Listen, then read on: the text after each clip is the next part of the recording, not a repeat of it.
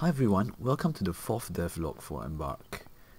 We have recently released version 0.25. Lots of new stuff in this update. I think it's been our largest update so far. So first of all, the obvious, we have a new terrain rendering system here. A number of people were complaining that the graphics were a big turn off for them because it was too blocky. So I've gone ahead and kind of tried to round the edges of the blocks off a little bit. It's a huge pain, but I think the grass kind of looks a lot better now. And also there's this fancy grass shader. And next in the update we have lots of new notifications, mostly to tell you why things aren't getting done.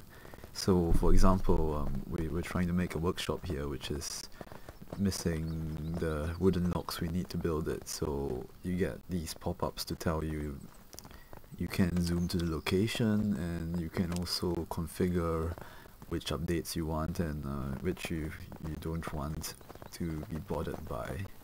So there's also a new event for when new citizens get born, and so you can kind of choose which traits they get from their parents. So you have a bit of choice on what traits they get for the next generation. And also something which was quite requested, if anyone gets attacked randomly, it will pause the game and pop up as well. So I'm hoping these notifications make it a lot easier to play for new players. I notice a lot of people struggling with it on YouTube. In the same vein, we have the new UI for harvesting plants and trees.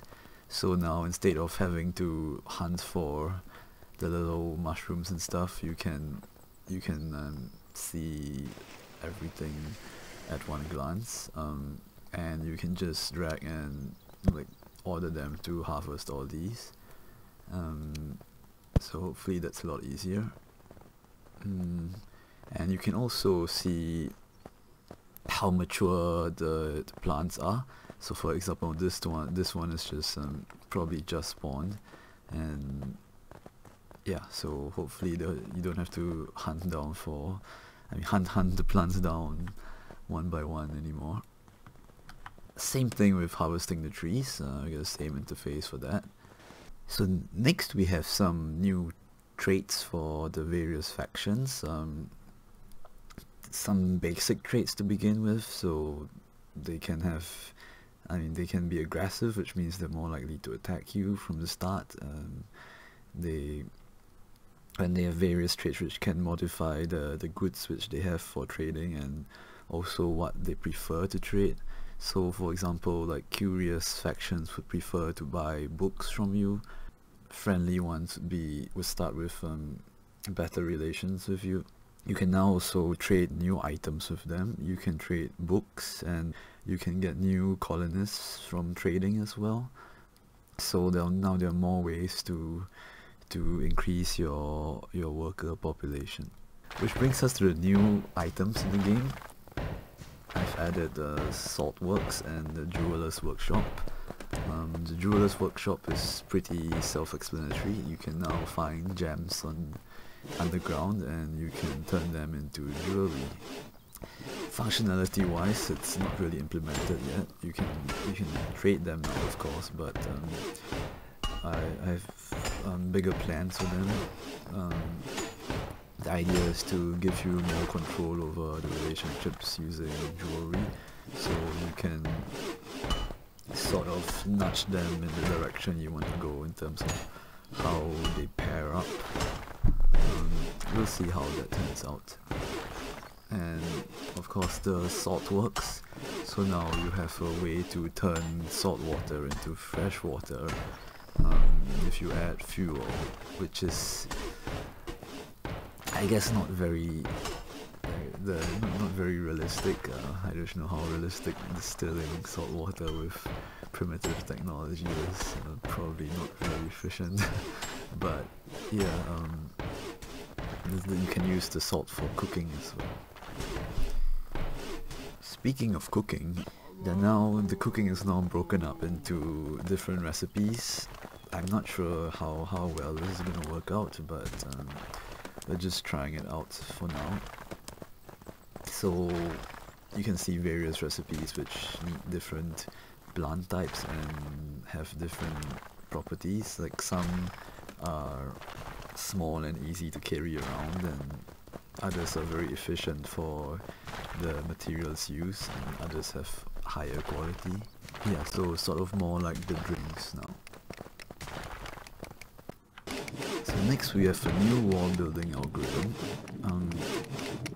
Before it was very easy to get them stuck while building walls. Now with the new algorithm, they should be smart enough to build walls with staircases built into them, so they can successfully complete walls up to 4 high without any extra scaffolding. You see, they make sure to build the accessible places first before finishing the wall. So if all goes as planned, this should work without anyone getting stuck up there. Fingers crossed. Yeah, there are probably still edge cases where they can get stuck, so but it should solve them getting stuck for the simpler cases.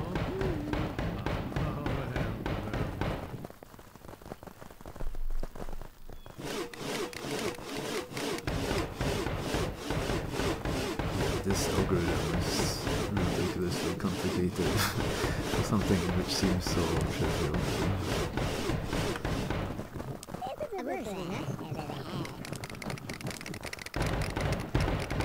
There we go. Next, there's this new panel which you can see, where you can see a list of all the jobs for a certain job type. So you can, if you're wondering why they're not doing something which you want them to, you can hopefully find out here why they're not doing it, why they're slacking. It still needs some work, but it should give you some idea for some of the more common issues. Next we have a new equip panel. The old equip panel was pretty terrible, and you had to slowly assign things one by one. So now you can see their armor values on the same page, and you can see all the equipment which is assigned to them. So equipment assigned to them is like not necessarily worn yet, so you set that by changing it in the squad settings. So if you set them to wear their equipment, they will go pick up the equipment. If not, they should drop all the equipment until it's needed.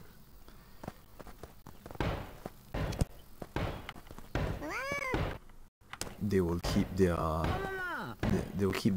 clothes on, but they will drop armor and anything heavier. So if you need them to wear it, they will go pick it up and get ready for combat.